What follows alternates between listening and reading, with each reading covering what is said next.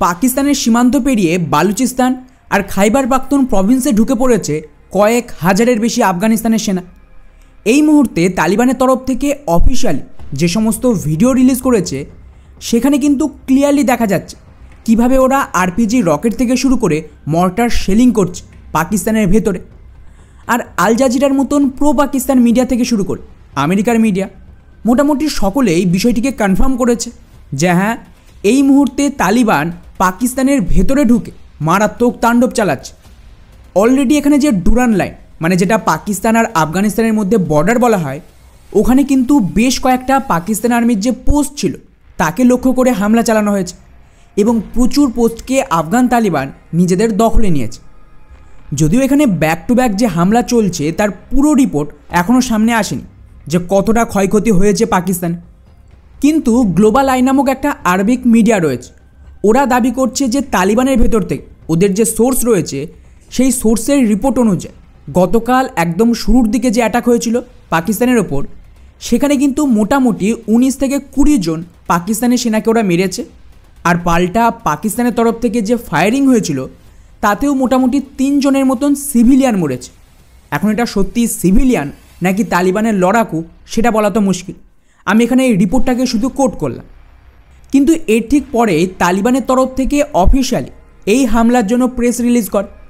ওখানে পরিষ্কারভাবে জানিয়ে দিয়েছে যে পাকিস্তানের সেনা যে 50 জনকে এয়ার স্ট্রাইক করে আফগানিস্তানের ভেতরে মেরেছিল তার বদলা নিতেই ওরা কিন্তু এই পাল্টা অ্যাটাক করেছে। তবে এখানে খুবই একটা ইন্টারেস্টিং ঘটনা ঘটেছে আর সম্ভাবনা রয়েছে যে এই মুহূর্তে তালিবান কিন্তু প্ল্যানিং করছে পাকিস্তানের দখলে থাকা বালুচিস্তান আর খাইবার পাখতুন এরিয়া পাকিস্তান থেকে ফেরত নেওয়া।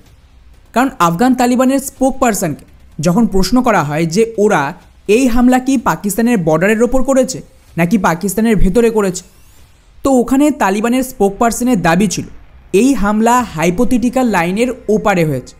শব্দটা খেয়াল করুন, হাইপোথেটিক্যাল লাইন মানে ওরা পাকিস্তানের যে সীমান্ত যাকে অনেকে ডুরান লাইন বলে ওটাকে তো ওরা মানেই না, ওদের জন্য এটা একটা আনুমানিক বা কল্পিত লাইন, আসলে এমন কোনো বর্ডারই নেই। এবং তালিবানের অফিসিয়ালদের দাবি পাকিস্তানের যে খাইবার পাখতুন এরিয়া রয়েছে যেটা খুবই গুরুত্বপূর্ণ তাকে ওরা পাকিস্তানের অংশই মানে না এবং এটাকে ওরা বর্ডার অফ আল হিন্দ বলছে। এখন তালিবানের এই পুরো স্টেটমেন্টটাকে যদি একটু ভালোভাবে অ্যানালাইজ করেন তাহলে 2-3টে জিনিস বোঝার আছে।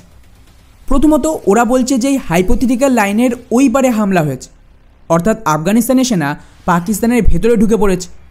আর আমি অলরেডি ভিডিও বানিয়েছিলাম যে 15,000-এর কাছাকাছি তালিবানের ফোর্স পাক সীমান্তে পাঠানো হয়েছে এবং এর সাথেই পাকিস্তানের ভেতরে যে পাক তালেবান আর বালুচ রয়েছে ওদের সাথে কোঅর্ডিনেটভাবে অ্যাটাক হবে।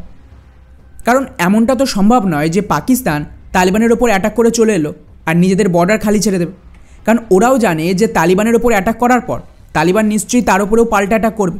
তো এর জন্য পাকিস্তানি সেনা ডেফিনেটলি বর্ডারে প্রিপারেশান নিয়েছিল। তার সত্ত্বেও যদি তালিবান এই সীমান্ত পেরিয়ে পাকিস্তানের ভেতরে ঢুকে ওদের সেনার ওপর অ্যাটাক করে তার মানে দাঁড়াচ্ছে যে পাকিস্তানের ভেতর থেকেও তালিবানকে সাপোর্ট দেওয়া হয়েছে।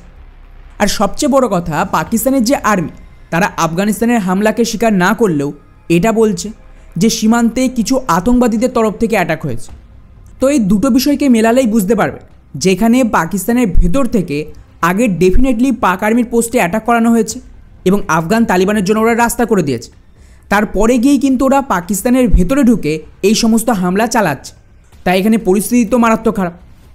দ্বিতীয় বিষয় হলো ওরা দুই দেশের বর্ডারকে হাইপোথেটিক্যাল লাইন বলছে এবং একই সাথে খাইবার পাখতুন আর বাকি এরিয়াকে পাকিস্তানের বলেও মানছেন, উপরন্তু এই পুরো এরিয়াকে আল হিন্দের বর্ডার বলেছে। আর এটা কিন্তু ভারতে ইসলামিক ইনভেশনের সময়কার না, যখন অ্যাকচুয়ালি আফগানিস্তানে ইসলামিক শাসন তৈরি হয়ে গেছিল এবং ওখানে শিখ সাম্রাজ্যের পতন হয় এবং এটা ভারত থেকে আলাদা হয়েছে। আর ভারত এবং আফগানিস্তানের মধ্যে যে বর্ডার তাকে আল হিন্দ বর্ডার বলা হতো। এখন কয়েকদিন আগে আমাদের একজন যে স্পেশাল ফরেন সেক্রেটারি তিনি তালিবানের ডিফেন্স মিনিস্টারের সাথে বন্ধ দরজায় মিটিং করেছিল, হয়তো আপনাদের মনে আছে, যাকে পাকিস্তান আইএসএস প্রত্যেকে ক্রিটিসাইজ করেছিল। আর তারপর এখানে তালিবান যে ধরনের ইঙ্গিত দিচ্ছে তাতে আমি গ্যারান্টি যে এখানে ভারত পাকিস্তানকে তালিবানের সাথেই ব্যস্ত রাখতে চাইছে। যত কনফ্লিক্ট বাড়বে দুই দেশের মধ্যে পাকিস্তান আরও বেশি বরবাদ হবে। আর এখন তো আমেরিকার সেনাও নেই ওখানে, বা ন্যাটো ফোর্সও নেই যারা পাকিস্তানের হয়ে তালিবানের ওপর অ্যাটাক করবে। তো ভারত আফগানিস্তানকে নিজেদের একটা হাতিয়ার হিসেবে ব্যবহার করতে চাইছে। ওদের যা সাপোর্ট দরকার, ফান্ডিং, ফুড, মেডিসিন, ইনফ্রাস্ট্রাকচার, এগুলো তো ভারত দেবে, আর তার বিনিময়ে ওদের কাজ হলো পাকিস্তানকে ঠোকা। তো খুবই ইন্টারেস্টিং লড়াই চলছে। এখন দেখতে হবে যে তালিবান এই হামলা এখানেই থামিয়ে দেয়, নাকি দুই দেশ একটা ফুল ফ্লেজ যুদ্ধে নামে। যদি এখানে কোনো রকমের যুদ্ধ হয় তাহলে সেলিব্রেশন শুরু হবে ভারতের কাশ্মীর। এর উপরে আমাদের নজর থাকবে, দেখা যাক পাকিস্তানের কাউন্টারে কী করে। জয় হিন্দ।